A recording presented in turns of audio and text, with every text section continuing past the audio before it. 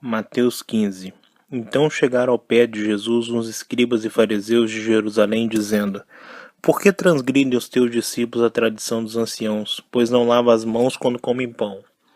Ele, porém, respondendo, disse-lhes: Por que transgredis vós também o mandamento de Deus pela vossa tradição? Porque Deus ordenou, dizendo: Honra teu pai e a tua mãe, e quem maldisser ao pai e à mãe, que morra de morte. Mas vós dizeis: Qualquer que disser ao pai ou à mãe, é oferta ao Senhor que podeis aproveitar de mim, esse não precisa honrar nem a seu pai, nem a sua mãe. E assim invalidastes pela vossa tradição o mandamento de Deus.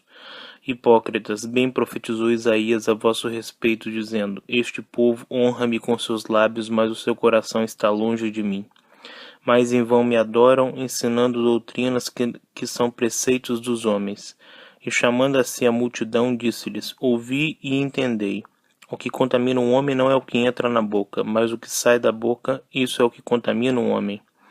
Então, acercando-se dele, os seus discípulos disseram-lhe: Sabes que os fariseus, ouvindo essas palavras, se escandalizaram? Ele, porém, respondendo, disse: Toda planta que meu Pai Celestial não plantou será arrancada.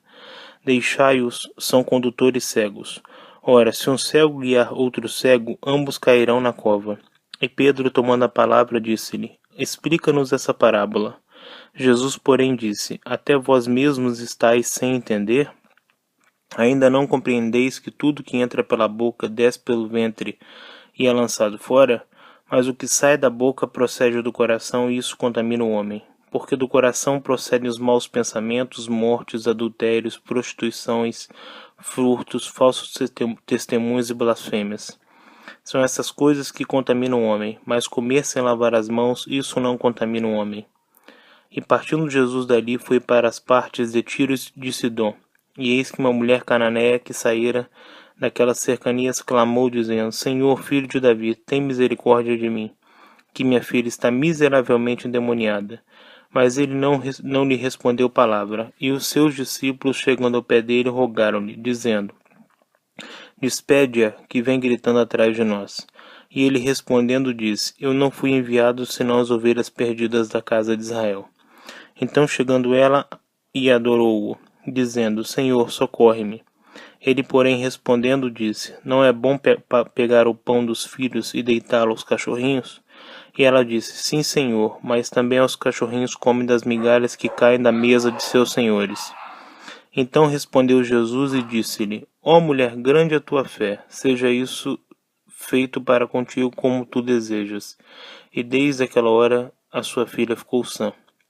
Partindo Jesus dali, chegou ao pé do mar da Galiléia e subiu a um monte e assentou-se lá. E veio com ele muito povo, que trazia coxos, cegos, mudos, aleijados e outros muitos, e os puseram aos pés de Jesus, e ele os sarou. De tal sorte que a multidão se maravilhou, vendo os mudos a falar, os aleijados sãos, os coxos a andar, e os cegos a ver, e glorificava a Deus, o Deus de Israel. E Jesus, chamando os seus discípulos, disse: Tenho compaixão da multidão, porque já está comigo há 3 dias, e não tenho o que comer. E não quero despedi-la em jejum, para que não desfaleça no caminho. E os seus discípulos disseram-lhe: De onde nos viriam no deserto tantos pães, para saciar tal multidão? E Jesus disse-lhes: Quantos pães tendes? E eles disseram: 7 e uns poucos peixinhos.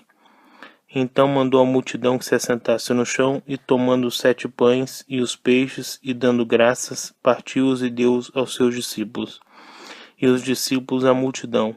E todos comeram e se saciaram, e levantaram do que sobejou 7 cestos cheios de pedaços. Ora, os que tinham comido eram 4.000 homens, além de mulheres e crianças. E tendo despedido a multidão, entrou no barco e dirigiu-se ao território de Magdala.